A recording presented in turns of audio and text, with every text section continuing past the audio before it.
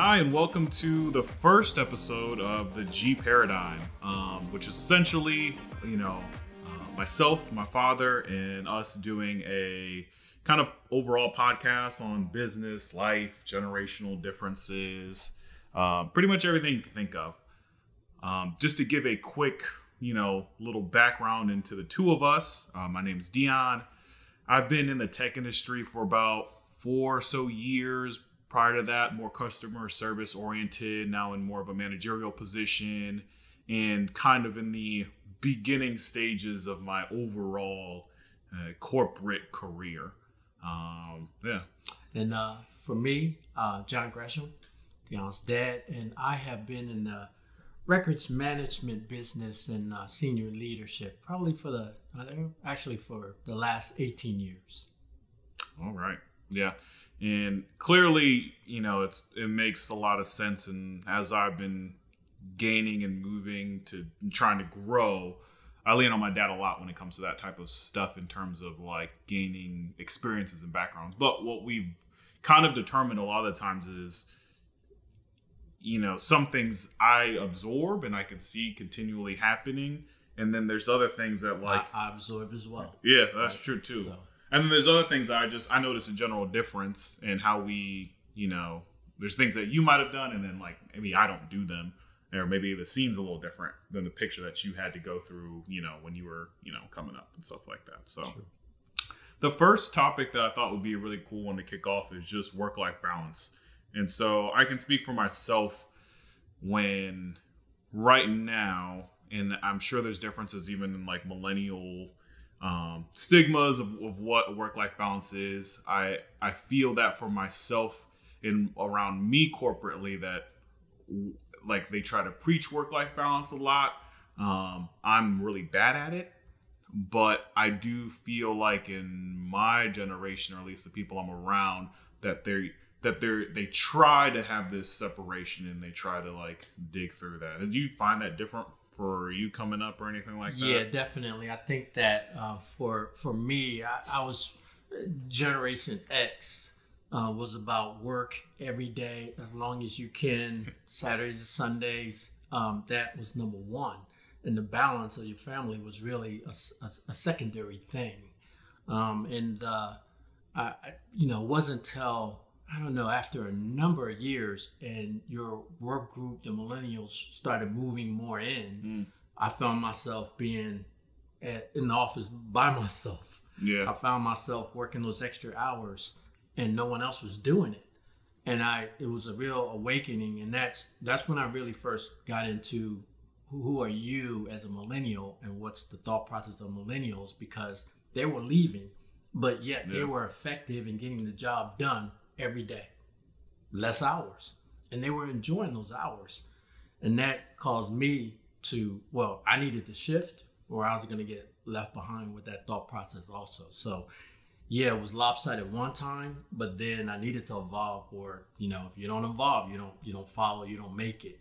And I started to change because of that. So I do see your group working less overtime, maybe not working as many days, and making sure they do take their vacations. Generation X, we didn't take our vacation, we skipped it. Yeah. You're making sure you do take them, and I think that's the right way, and everyone has to evolve one way or another to be successful. So I'm better at it, much better, but I've watched your generation take me there. Yeah, I think there's like this stigma that like I've seen where we don't want to, and I'm paraphrasing, right? Because sometimes like I sometimes am way off that scale and I will work way too hard. But in my mind, it's like we don't want to work every day and that be our lives and like just be focused and just do that. I think there's this other aspect where it's like, I don't want to just literally go to work, come home, sleep, wake up, go to work, come home, eat, sleep, and keep repeating. It's like this whole part of like, I want to live my life, right? And that's part of that like shift of like, I want to live my life. I want to experience all these things. I want to, have a hobby and do all this other side stuff and not let work define me all the way. So it's interesting. And have you tried to, so you've been trying to shift that, like, right, as you've, you know, seen others around you try to do that. What is your practice, or how are you trying to accomplish it? Today, today it's certainly much better. I think that there's I do use the weekend to make sure, and I think you do this as well. I think you've adapted some of the Generation X thought process, and that's to make sure you're organized, to make sure you understand what Monday, Tuesday, Wednesday is going to be about before you get there. Yep. And that helps you get to that final work-life balance by the time you get to a Thursday, Friday. So I think I still maintain that. I probably don't do it as heavily as earlier in my career, but I watch you do it lightly in your career, just to, and where you are today. So I think that happens, and I do think that I think it allows for me to attack more during the week, and to have more free time to use my thought processes with coming up with ideas or strategies as it relates to whatever, the role that I feel, within my company. So I think that there is a better overall balance today for sure. I see less people with the Generation X mentality. Do you think that lacks in, drive and initiative, right? So that's like a general stigma, right? Like, millennials don't, work as hard, and they don't like. I have, true. My opinion is that it's a mistake for a millennial to come in and not adapt some of that, right? Because my thoughts around, the expectations are high. Millennials will probably get there quicker, faster. They don't have to walk that long road of what others have walked, but they do need to adapt some of that, because I have this one thing around. You normally hear millennials will have many more jobs, right? Or will job hop a lot more times. I think that part's I think that's a dangerous thing, right? With the new corporate world structure, the salaries are different, the cultures are different. And the more that you can, if you get a job, I think if you can, hold on to that job, gain your product knowledge, gain your understanding of corporate alignment and the politics and all those kind of things, I think there's a lot of value to sit and watch, especially first coming out the gate. I think someone that hops right away and they don't think that way, I think that's a mistake. They gotta. It's highly valuable, first coming out the gates. I think there's a lot of value there. So I think putting in that work-life balance a little bit at the start, so that you understand. Once you understand corporate dynamics, politics, once you have a good feel for that, then I think it's more okay to pull back from a work-life balance perspective. Yeah, I think that makes sense. It's an interesting balance, right? Because part of it is, there's a mix of people who I don't want to work at Company X for 35 years, right? I want to jump here. I want to learn something from here. I want to do that. And so there's a mix of wanting to grow from that, but at the same time, I think you're right. Like there's a missed opportunity in trying to hop way too much, and that's where your patience comes in, right? Like you're pretty patient. You know when to turn it on and turn it off. It's patience, right? Because when you are younger, it is so hard to have great patience. It is. I mean, you just want to fly off. You have energy from so many different areas, and you just want to take off. But patience is such a key. If you have it, you can turn on the patience. You can turn on the energy levels that you need to fulfill you in time, or in different pockets where you can let go. But the patience key is a extreme dynamic at the beginning that a lot of times when you're young, it's harder to understand. Yeah, that's a good point. I think patience does have a good attribute to that in general. It makes me think though, like, there's a part of being patient, and then there's also, even myself, right? Like I'll still get an itch after a few years on if I'm in a company that like has opportunity growth, right? Because if I felt like I was sitting somewhere and it was seeing, and I couldn't see down the line that there was something there like to chase, then that is probably where I'd get an itch. You know, I'm fortunate in a place right now where I have the foresight, and I could see, like, you know, I could see, oh, Dion sit here for 5 years because there's this. If there wasn't those things, right, or they were less visible, then I don't know personally if I would have the mentality to sit still. And then the key thing about that is you're in a growth company, and you know my conversation about mature or repair mode or a growth company, right? 3 different categories. And when you're in a growth company, you will keep seeing those kind of things evolve around you. So it is exciting. I'm more in a mature company, and so an issue or a challenge in a mature company is those opportunities don't pop up that often, and those that are there don't leave that often. So the upcoming individuals like you, they may squirm a little bit if we don't open the door and show them different things. So there is a difference between the type of company. So, and a lot of times people don't think about that when they seek out a company. But when someone like you are coming up, like the millennial type, a group, when they come in and it's a growth company, that fits that need of that group. It really does. Not everybody gets to choose that, but it's a super advantage for you. No, that's a good point. Can you touch on, and I want to give that to the greater group, because I remember you telling me a story or multiple stories about, you know, perhaps being impatient and like trying to take an opportunity, like move to a role that looked more promising, right, and seemed like a promotion, but maybe that was too early of a jump, or the pay was higher, but it outweighed the work effort. Sure. Yeah. And that happens. That can happen to anybody in a company. It happens to us today. And the first thing I always look at is, was it the company's fault? Because we put them in that role. They didn't fit in that role. That role wasn't for them, but we moved them quickly. We did this and that. Maybe it came from acquisition. We got some new people. We put them, and the role never fit. And so they failed. Well, it's not the person's fault that they failed. It's the company. Like, we did that. But if we take a back seat to that a little bit, the patient part is to no matter what the company decides to do, you are ready, because no one comes to the rescue when you're put in that position. So people can talk you up, they can like you, they can even give you a boost to end up in that position. But once you have it, they're not connected to you anymore. They take a step back. Yeah. Now you have to survive that first or second year. The expectations are normally pretty high. You took an increase of pay, and if you don't show yourself in the first or second year, you can easily get a question mark about who you are and what you're about. Well, was that a mistake? Behind the scenes, someone's talking. That happens in every company.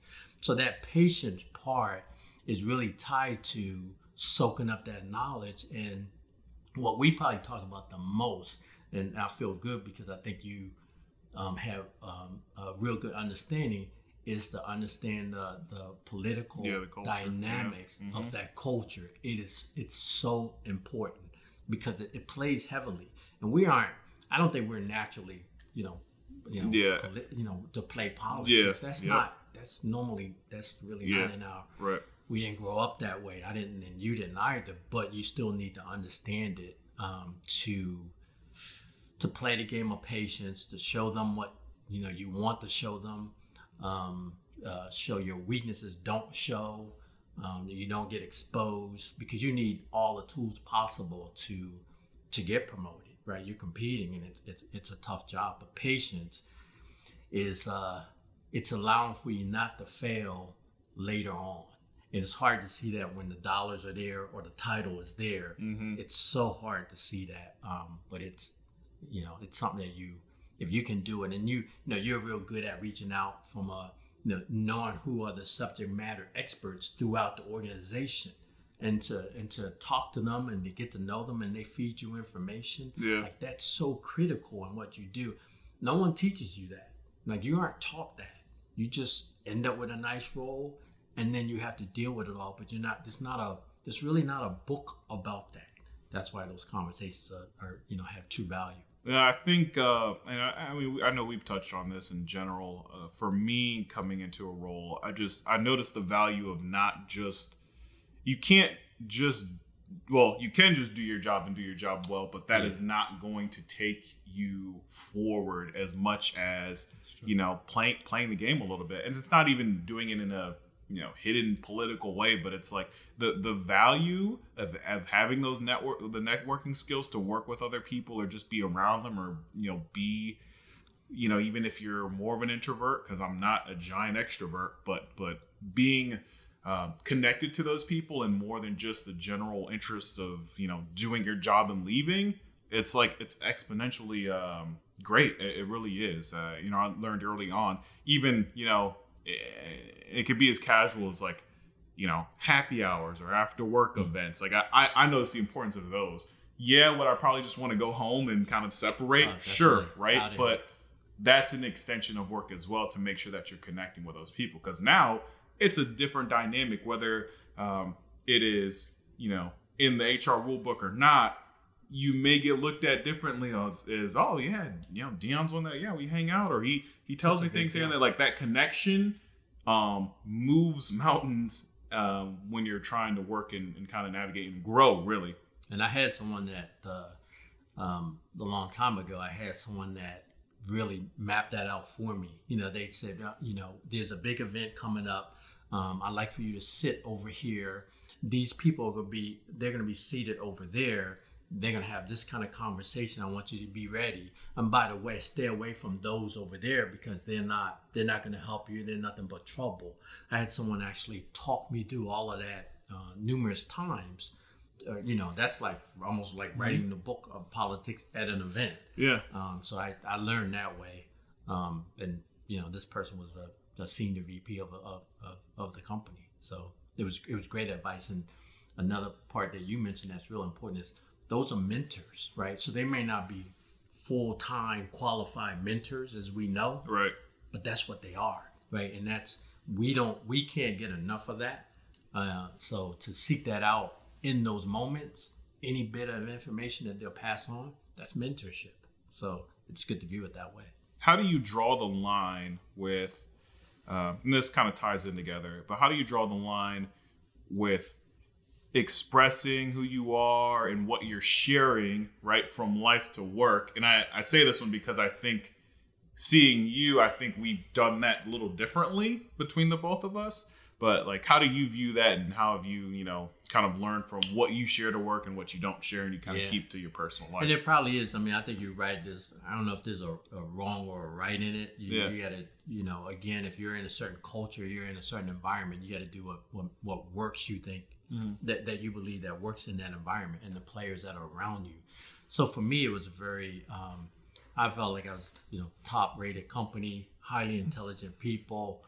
I'm not going to show any kind of weakness at all. I can't do that. Right. And so I really try not to. If I had them, if it was in, I'd say like my biggest weakness probably was in financials. Right. People relationship, good at that. Financials, not a real expert at it. Right. But what I tried to do is I was able to advance was find highly intelligent financial people and put them around me. Right. And then, that covered it up because they were experts and I didn't have to be the expert. But things like that, I think, really had to, and then the technology world, I leaned on you a whole lot there. And it helped a whole lot because I could watch others, maybe of similar age, struggle, and you could see it. I didn't want to show that. So behind the scenes, some of the things that we would get together on help camouflage some of that enough for me to still do what I do well. Right. So I believe it's very difficult to show, if you have challenges, you can attack those challenges by asking for, I've always done this probably for, 15 years in a row. I always went and said, I need this course. I need to take this. And I always put that in front of, we had that reimbursement program. No one ever says no to that because it's about you and it's about the development. They put you in that role. So I probably, took on something 15 years in a row. And sometimes it was towards a challenge of mine, but they didn't know it. I just say, I want to take financials or strengthen. They never knew. Yeah, right. So I attacked it that way secretly. And I've always, have held things close to the vest on those kind of things. Cause I just, at home, I'm exposed, but there, no. I remember one thing one person always told me, and it was that you're always on stage. Yep. And because of that, I've never wanted to. I believe I'm always on stage. I'm not going to show that flaw if I can help it. Yeah, I feel like I have incorporated most of those principles. Primarily, it's funny because a lot of people, around my job, or even when I've gotten reviews on my performance, the biggest thing that they say is how I'm very calm in situations. And so even if it's funny because a lot of those times internally I'm probably freaking out. I'm like, oh my God, I don't know how to do this, or I got to turn this around tomorrow, or this is being escalated. But the way that I've kind of processed it, the way that I've relayed the information, it's always calm. So because it's more calm, it's like if there was think about any crisis, right? Whether it's a fire or whatever, you will think more logically if you are more calm, or people around you, if there was a big event happening, right? If you're calm, you exude that around to others. And I don't know, that's one thing I've learned in terms of, kind of masking some of the skill sets that I still need to learn and stuff like that, is if I just act more calmly through it, instead of getting louder, right? There's this mentality sometimes of people who are there's a psychological study on what birds people are, right? So are you a peacock, right? Do you show your feathers? Are you the loudest one in the room and kind of strut around? Or are you more of a, owl, right? More quiet, more intelligent? Or are you more of an eagle that's more organized and more strict on certain things? And for me, I am not a peacock. So if I'm not the first person in the room that's, kind of out there. I'm more back. And I will probably let a meeting be, if I'm not leading that meeting, I'll let someone lead that meeting and I'm kind of in the back. And then when it's ready for me to run up and say something, I'll say something. And for me, that's how I've incorporated that. I'm probably a little bit more open to certain people if it is something that I'm more open with. But in general, I still follow the same things. I'm probably just a little bit more open. Than you were probably back in the day. Yeah, and I would say that, and I don't. This could happen at some point. I became. If someone had to describe me, I had that calmness also, and calm, cool, collective aura. But at one point in my career, I didn't know that would be a fault. Yeah, because I was getting into this calm, laid back thing compared to that energetic, wild and crazy talking guy. Yeah, I've run across that before. Yeah, and had to overcome it and let people know don't associate this with lack of in any kind of way. Yeah, so I did have to deal with that and overcome it, and then it worked itself out. And now I still have that image, and it's a great thing for what I do today, right?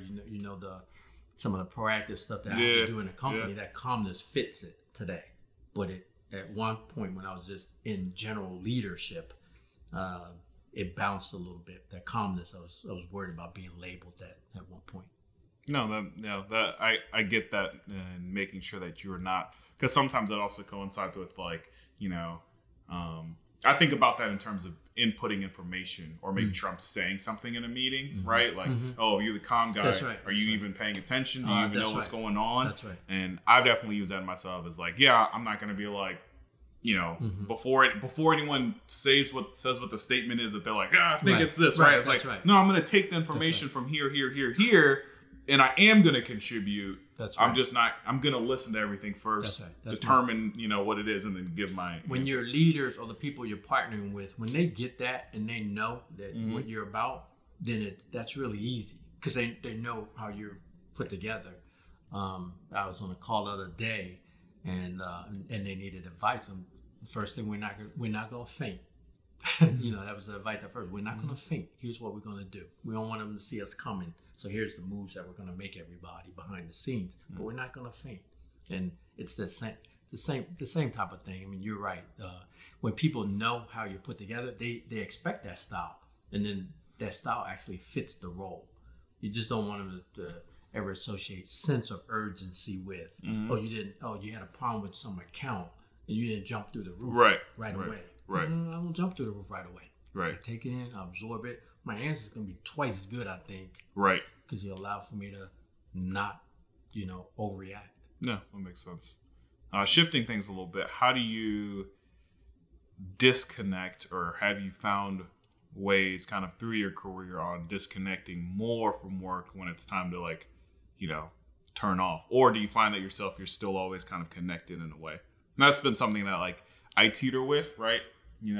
There's the hunger in me to continue to grow, right? And so there's that in my head, and I will, working hard, showing people that I'm working hard, being loyal, all that stuff. And then there's the other half of my head is oh, well, I should be disconnected. I should be spending more time, with my wife, and there's that stuff, right? So yeah, how do you balance that? I think the first half probably of my career, you couldn't get enough, right? Because when it comes to knowledge and you're in a job or you're in an industry, you can't learn enough. So so you're cramming, right? You just cramming. What changes a little bit later is you sort of know, right? Or you have a certain amount of experience, and you can play off of that. And because you have that, that's when you can really start to pull back. That's when you can you don't need to. You can almost apply so many of the good that you learn from that into your personal life, right? So if it was great leadership stuff, and you got a team, and you got people, and you know how you want to apply that in your life. Yeah. Right? You want to apply that with your children. You want to apply that in everything with your wife. You want to apply that in everything that you do. So I think what I ended up doing, because I took so much of that, between reading articles and books about it all, you end up taking it and it becomes a personal thing, right? Everything, I read the Wall Street, everything in the wall. It became the personal good stuff in the Wall Street, the financial good stuff that you could use personally, or family stuff that you can use personally. So I think that there was a transition for me from absorbing and cramming of company knowledge to taking some of that good and then using that, transitioning over into your personal life. Okay, guys, so thanks for watching. This was just the first episode, kind of talking through some just, general topics. Stay tuned for more. We're going to do more sessions on different topics. If you have any any questions or additional topics that you want to bring up, feel free to contact us. The info will be available in the description, so check that out. And stay tuned. We'll talk soon. Take care.